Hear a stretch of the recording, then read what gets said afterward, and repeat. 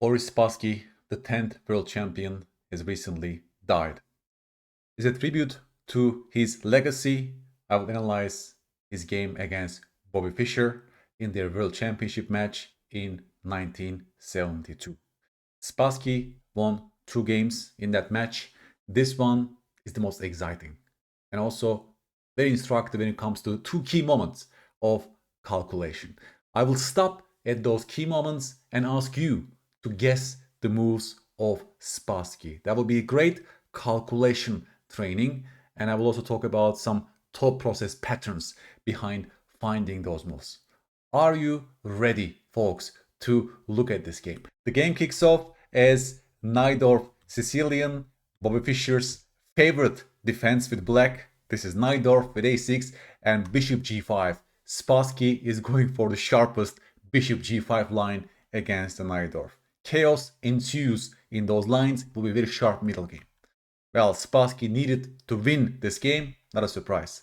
Fischer goes for his pet line, queen b6, poison pawn variation. It's even called Fischer variation in the Najdorf because Fischer loved to play queen b6, unpin that knight, and attack the pawn on b2. Very logical actually, because the bishop left c1, this pawn became loose, so queen b6 also put pressure on the knight, attacks b2, unpins the knight. It looks like a beautiful multi-purpose move, right?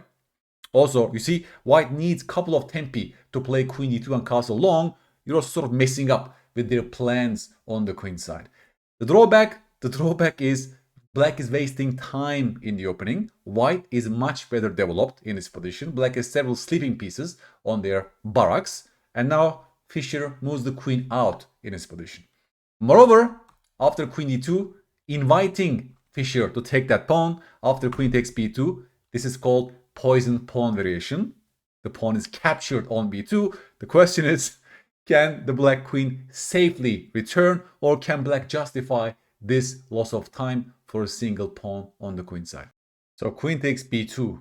There are so many things white can throw at black in this variation. Spassky in this game chose the move knight b3. Well, he tries to sort of catch the queen on b2 and claim that the queen will have hard time joining the game. They also guard the rook on a1. There are crazy lines, folks. These are the main lines. Rook b1, queen a3. There is this crazy branch of e5, like it used to be the old main line. You see, just to show you what kind of dangers are waiting black in this position. After knight e4, you might say, look at your pawn structure, terrible. I get one pawn. I will get one more pawn perhaps if you take on e5, folks. Can you see the queen and bishop now eyeing that d8 point? Thus, white can play knight b5, hit the queen, and also prepare queen d8 mate. There is no way for black to hold against this checkmate. The game will be over. Just to show you some dangers, you know. By the way, I'm not saying that black is lost. It just means that you need accurate play. You need some good prep to handle these positions. I know it from first-hand experience as a Najdorf player inspired by Fischer and Kasparov. I also used to play the poison pawn variation myself. I lost so many painful games as black. I also won some nice ones, of course. It needs good prep. MVL in current times is an expert when it comes to Najdorf and also poison pawn variation in particular. You can check his games to see how modern chess evolved and how they're playing those positions. For example, there are nuances here. You can induce the move h6 first and then take on a2. Used to be the move queen takes a2 was regarded as the best, but then there's rook d1, you know, queen d5 for example. The queen wants to return back to the game, but then there are moves like queen e3 to exploit the alignment. Still, black needs to be so careful to be able to hold this position. There are moves like knight b5 in this position, for example, to attack the queen. It's not a joke, folks. This actually requires extremely well calculation practices. After rook b1, queen e3, there's an entire different branch that goes with f5, you know, the old main line basically. Just to strike in the center of the board like that. Knight c6 is the best. You take, you sort of weaken the kingside structure, then you play e5, splitting black's pawns in the center, but also creating this e4 square for your knight. Takes. You see, the king is stuck in the center. They have the bishop pair, but the bishops are stuck. This bishop is quite bad, for example. White very quickly wants to attack those targets. Maybe some rook b3 ideas in the air to gain tempo on the queen. Bishop b2 threatens bishop h5 check. Thus, h5 is the main. Just to show you, the glimpse of what kind of craziness it looks like. These are the main lines. I used to memorize them myself. Rook f1 is better than castle short. Well, we can dive into this analysis, but that's not the main point of this video, folks. So, going back to queen takes b2, so after knight b3, Fischer plays queen a3, because otherwise white could play a3 to trap the queen in this position. Black needs to waste more time to save their queen. Bishop f6, gf6, right, just to double their pawns on the king side and chop off black's only developed knight on f6.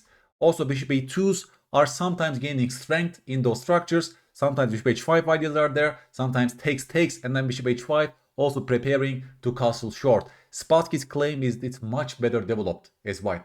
h5 is also very typical in those poison pawn formations. Folks, just to show you the craziness that is around this entire line, one idea of h5 is to simply push h4, h3 once the king castle on the king side and attack the white king. You will see what I mean in the actual game. There will be some lines that black might be attacking the white king on the king side. Talking about unconventional opening stuff and modern chess, it looks like this, right?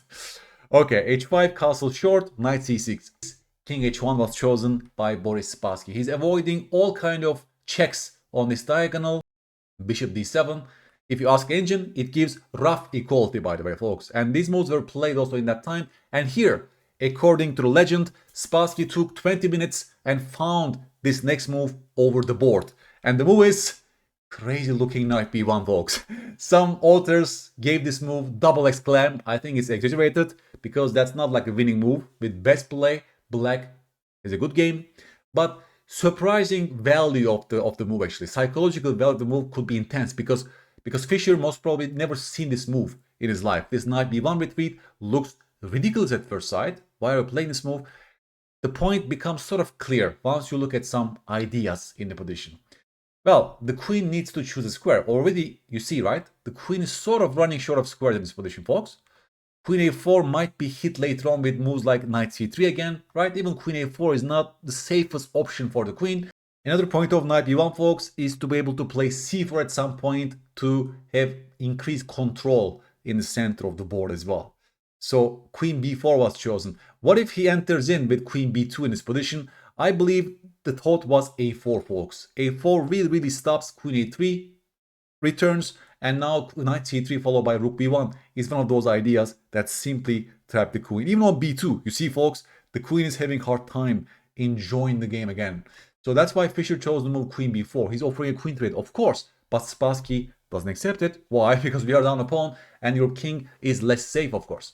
So after queen e3, defending the pawn, also guarding this square, you see, the main problem for black is the queen on b4. Everything hinges on whether that queen can survive and safely return back to the game. Notice, queen 3 also stops queen b6 ideas.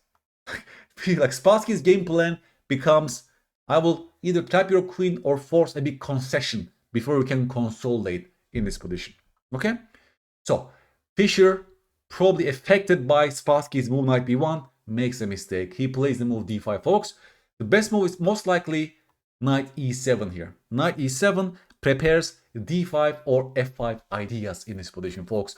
Also gives one more square for the black pieces on c6. Sometimes the queen can also return back to safety via a4 and c6 in this position, right? For example, c3 or a3, queen a4, knight c3. Looks like the queen is trapped. Indeed, queen has a c6 square. You see how sharp everything is?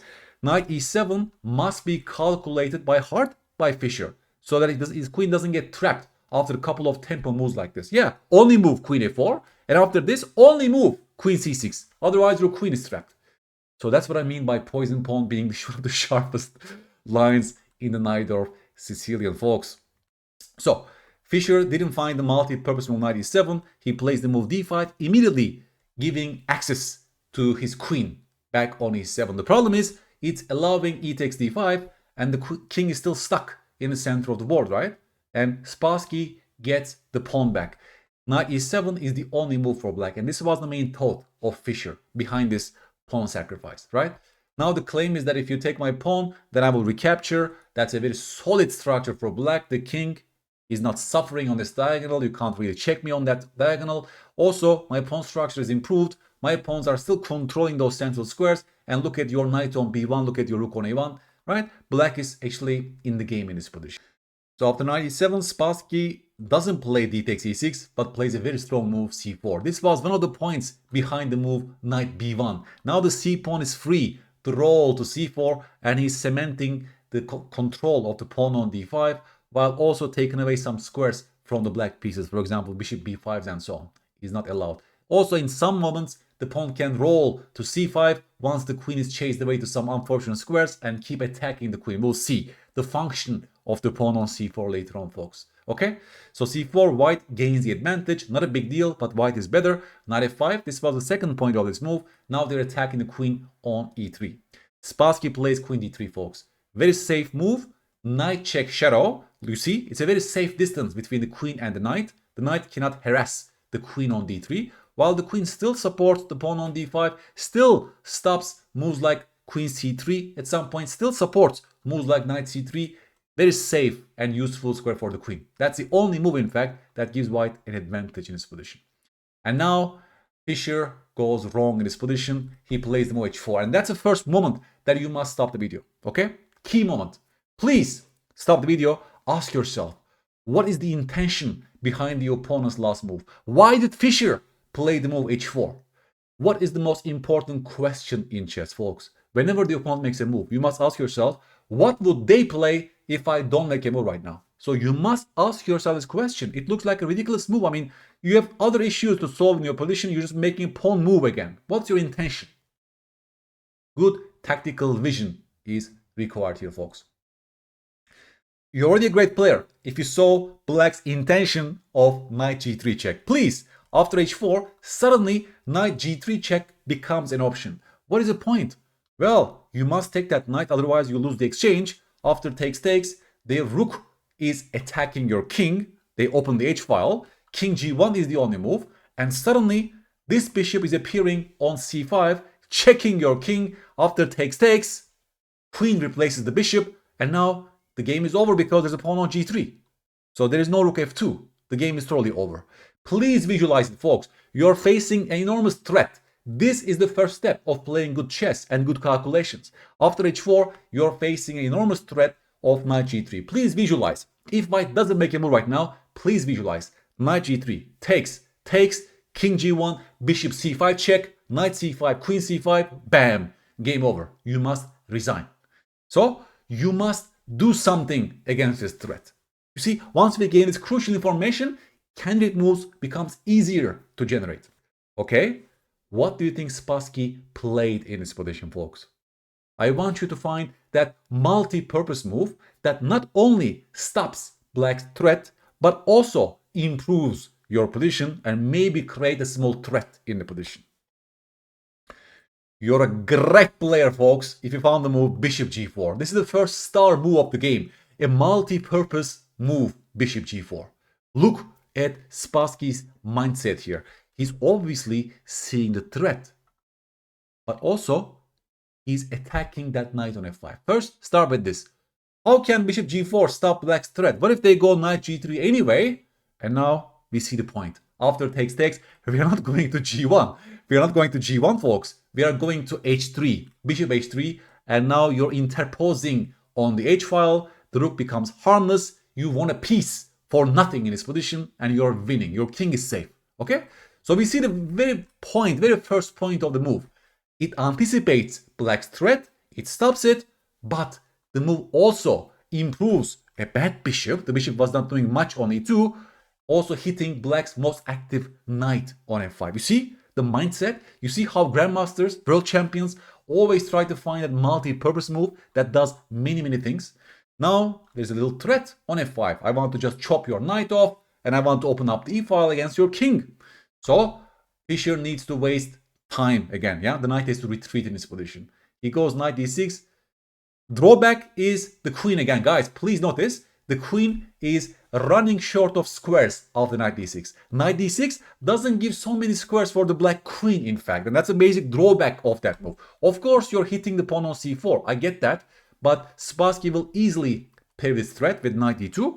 And now, again, if you focus on the main issue, the queen becomes a problem piece for black in this position. And already here we see the final function of the move c4, because if he goes to b6 with the queen, now there is c5 on the board, you see? c4 was also a very useful move. Now, white already has a better position, folks. Why?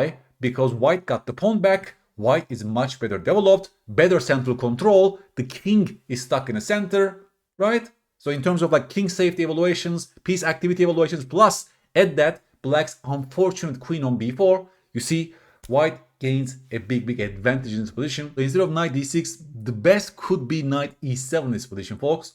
The best could be knight e7. And again, with best play, white will be better in this position. Just to show you how crazy, concrete, modern chess has become, the best move for black might be e takes d5 in this position. It looks ridiculous because you're opening up the e-file against the king. Well, the entire point is h4 gains strength if white recaptures that pawn.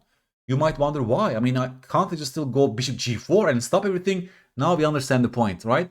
By taking on d5 with the pawn, black opened up their bishop. Now knight g3 is a very good move because once you take, they are taking back your guy on g4, and they also get ready to open up the h-file.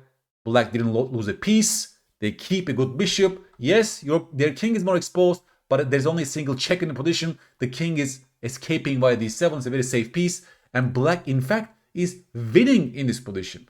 Just to show you what kind of concrete play that position requires, e takes d5 was probably a best move for black just because of the same idea of h4 is gaining strength. Of course, white should not take back the pawn. White should play the move knight c3. Developing move, d takes c4 will be a bad move because queen e4 check is strong. And now knight d5 is coming, you see, hitting the queen, exploiting e-file, and also some ideas like knight f6, queen d6 is a must, but then bishop takes c4, white got the pawn in this position and diverted black from their kingside initiatives and ideas. Returning back to the actual game, folks, h4, bishop g4, knight d6. Spassky continues with knight e2, defend the pawn on c4, f5 was chosen by Fischer. Again, that's a bad move, but black's position was already quite bad, objectively, okay? Now Spassky starts playing against the queen on b4. How do you think he played in this position, folks? Yes, a3 is a very good move. a3 simply puts a question mark to the queen on b4. In the actual game, Fischer played the move queen b6. If he goes queen a4 in this position, the queen is still misplaced because now you invite knight c5 attacks on the queen. You see, your queen is the main problem. I can even take on d7. I can even take on e6, open up the king side completely. After f takes e6, he can play knight b3, hit the queen, invite c5, invite queen d4 ideas, invite rook d1s, and black cannot hold this position, folks. Everything is opening up. After c5, I can take, and I can, of course, keep the queens on the board. Rook d1s are coming. You cannot survive this position with the black pieces. After a3, Fischer went to b6 with the queen. But of course, this invites the pawn fork c5, gaining tempo on the queen as well, attacking the knight as well. Again, queen b5 was chosen. And again, this is the second key moment in the game. Beautiful calculation training, folks. Please stop the video and find the very best move for white. Critical moment. You know that you're winning, you're very close to victory for white, but you need good calculation skills to convert the advantage as simple as possible. Okay? So please stop the video, give yourself 5 to 10 minutes and find that multi-purpose move that was found by Spassky that just clinched the game directly. Comes my first prompt to you, folks. Again, you are not trading the queens because that queen is on the verge of getting trapped. You will move the queen somewhere in this position, ideally with an attack against one of the black's loose pieces, and you will reiterate the threat of trapping the queen on b5. That queen is still a trappable piece. Please observe that, because that can be easily attacked by the pawn on a4. So now you're choosing a square that can trap the queen in 2 moves perhaps. Even if queen e2s are allowed later on, the queen is still a trappable piece after ideas like rook e1. Please notice that, folks. Please notice this. Even if the bishop disappears, let's say, and queen can go to e2, the queen will be still trapped after moves like rook e1. So this is the first observation in this position, that your winning plan involves simply trapping the queen on b5. But you must choose a square for your queen in this position, okay? Board vision, please. Look at the entire board. Look at every single loose piece in black's camp. Congratulations, if you've seen the loose rook on h8, it's attacked 0 times, guard 0 times, that's a loose piece. That's also exposed potentially on this diagonal. So our game plan becomes, well, avoid the queen trade, attack the loose rook, and gain tempo by trapping the queen with the ideas of a4, right? That's a game plan. That's a game plan. So now you generated 2 candidate moves, okay? But there's only one great solution. What if I told you one of these moves is winning directly, the other one gives some counterplay to black? How do you decide? Beautiful calculation training, folks. Folks, assuming you spend some time here, I will tell you the correct move. You're a great player if you found Spassky's move, Queen c3. Queen c3 simply attacks the rook on h8 and prepares the move a4 to trap the queen. Look at this. The queen also controls b4, so after a4, the queen is completely running short of squares. It will be trapped by a pawn, in fact, in that position. All right? So that's the first threat. If they take on g4, for example, a4, queen e2, rook e1, very short calculations. As we mentioned, the queen has no squares to move into, and this game is finished. Also, look at this. There is no way for the black pieces to create a counterattack against the queen on c3. That's a basic point of the move queen c3. We are coming back and we're going to compare queen c3 with queen d4 later on. You might wonder, what can be wrong with the move queen d4? Queen d4 also looks very logical. I keep defending b4 square. My queen is even more centralized. I'm also attacking your rook on h8. What can be wrong with the move queen d4? Well, they will take on g4. And once you hit the queen with a4, they have this very annoying move, knight f5. They are creating counterattack against your queen on d4. This was the basic difference between queen d4 and queen c3. After knight f5, if you grab the rook on h8, black is willing to sacrifice the exchange, right? Because, I mean, their queen was on the verge of getting trapped. Now your queen is sidelined on h8, and its queen becomes a very powerful piece on d3. It's actually very difficult to attack and trap that piece in its position. So the best move, maybe the only move that gives white some advantage, becomes c6, but it becomes difficult to calculate, right? Because now you need to find the move knight c5, the bishop is pinned, and so on and so on. You're losing the knight on d2, then you need to see this resource, takes, right? This is the only branch, let's say, that gives white a small advantage in this position, but it totally messed up your large lead in that position. And to make things worse, folks, after queen d4 mistake, f takes g4, if you then, after knight f5, if you then try to go to c3 and still trap the queen on b5 in this position, you invite a very powerful move, bishop g7. The bishop creates a counterattack on your queen as well, because that knight now guards that piece. They are totally messing up your ideas in trapping the queen. If you take on g7 first, they will do this, well, Zwischen Schach, and then take on g7. Black is completely winning in its position with the next rook. And after knight f5, if you take the queen on b5, well, you can get the piece back. The problem is black is having a bishop pair. Black is having an actually extra pawn in this position, and black is actually better in this case. So after queen d4 takes g4, in fact, there are ways for white to claim an advantage. For example, c takes d6, but the advantage is not as decisive as in the main line, right? Because in the main line, you were trapping the enemy queen. Here, it's like equal material. You need to be very accurate and finding those moves like d takes e6 followed by knight e4 and so on to claim some advantage for white. So you see, going back to Spassky's solution, a multi-purpose queen c3, very careful, by carefully observing the opponent's counterplay, so this move doesn't create knight f5 tempo on the queen. The queen is very safe. It's very difficult for black pieces to attack and counterattack the queen on c3, and now your game plan becomes very obvious in this position. And the final calculation here is after rook g8, a4, trapping the queen. What if black also attacks and counterattacks your queen on c3? Here, white is a very, very good move, knight d4 in this position. That's a winning move because the queen still controls some key squares like b4 from this position. Well, the queen has no squares to escape. If you take on d4, the queen replaces, and the queen is still covering all these key squares, and this queen is trapped on b5. Of course, after a4, Fischer could have sacrificed the queen with check in this position. The problem is after takes back, I have double attack on your pieces. Queen h8 is the first threat. The knight's also hanging on d6. It's impossible for black to cling onto material. White will win more material with a completely winning position. So after a4, Fischer tried h3 tricks in this position. Of course, Spassky took the queen happily. After takes, the king is quite safe. Rook h3 hits the queen. Well, the queen has so many squares. In this case, he moved to f6. Even queen e5 is winning. There are all these moves just winning. Fischer's play is not enough at all in this position, well, because of their sleeping pieces on their barracks. Right, knight f5 was tried. Spassky finished with style. c6 attacks the bishop. Bishop drops back. Now opens up the center, of course, their logical play. Rook e1. The final piece joins the game. Now there are such ideas like rook takes e6.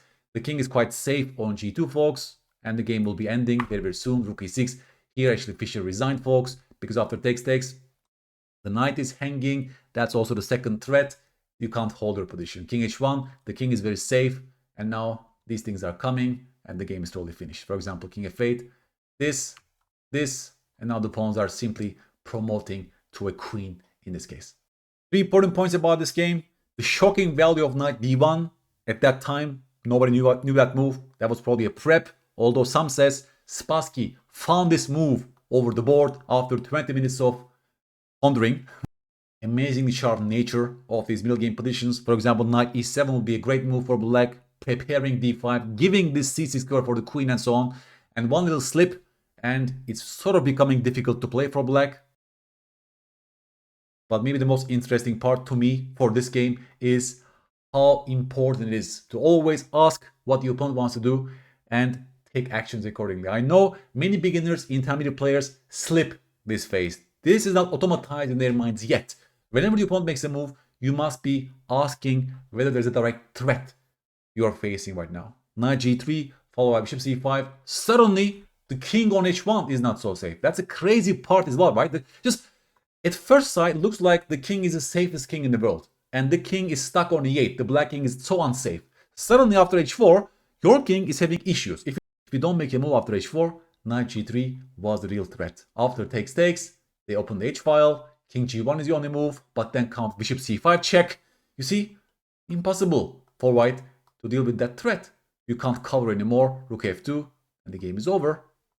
Once you see the opponent's threat, then you can find those multi-purpose solutions. Bishop g4 is the move that gives white a clear advantage. Totally stems from the attempt of finding that multi-purpose move in the position, right? Also attacking that knight, as I said. Suddenly the game is turning. The best move might be castle long, but of course now he could take on f5, tripling their pawns, and now also getting himself a protected pass pawn on d5. White is getting a positional advantage. Even here, I think, is the best for white is to play h3, just to stop from black from playing h3 on the king side, and white will be having a better game. And a final accurate moment of good calculation. See how he's actively trying to refute his own hypothesis. Just because queen e4 looks great, he doesn't play it directly. He actively searches for the opponent's counter moves against your ideas. He gives himself choices in his position to choose from, but most importantly, he understands the gist of the position. The gist is you're playing as the queen on b5. That's your game plan. Your winning idea is to trap the queen on b5 in this position, and once that goal is set, you're giving yourself some choices to choose from, and you choose it by actively searching for the ways that your move may not work. I hope you liked the game, folks. Fischer, of course, he won so many games in the poison pawn variation. I'm not saying that's a bad opening for black, but if you go for it, you need some prep. You need some good memorizations. Cost of a move is huge in those sharp middle games. Okay, rest in peace, Boris Spassky, the 10th world champion. I also never made a video about you when it comes to my series, Instructive Chess Classics. So here we go. This was the part of Boris Spassky. I will catch you in another instructive game on Chess Classics, folks. Bye-bye.